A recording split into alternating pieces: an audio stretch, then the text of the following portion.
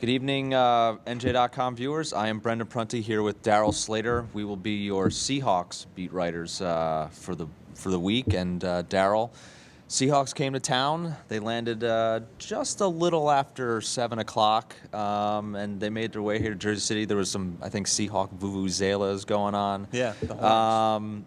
Obviously, you know what? NFC champions, their calling card is defense as much as the Broncos is offense.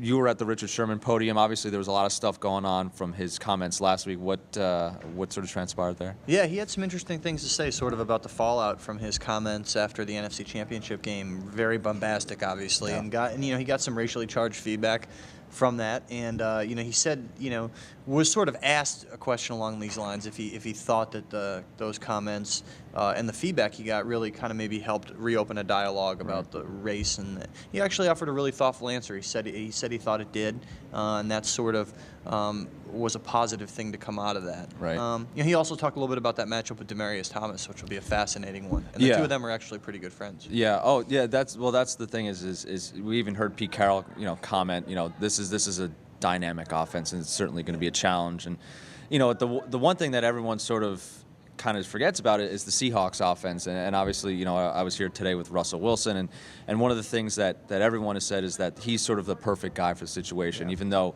he doesn't have a whole lot of experience, he's a calm under pressure type of guy. He's always been that way. They don't really need to feel the need to tweak him at all this week, which is kind of big. So, but the other thing here is obviously is the weather. You know what? Seahawks will be using the Giants facility. I think there was some talk a little bit about whether they'll use indoors and outdoors. Mm-hmm. Yeah, Pete Carroll was saying that there's a chance they might be indoors all week in the Giants facility.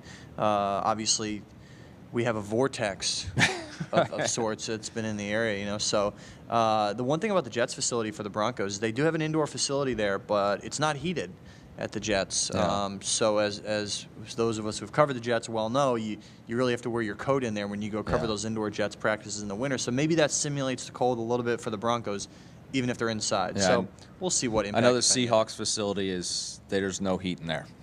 There you go. So they've dealt with the cold too. Yeah. So that's our first wrap up of what'll be a long week. So stay tuned each and every day. We'll be bringing you content, videos, everything on NJ.com and obviously in the Star Ledger. For Darryl, I'm Brendan. Take care.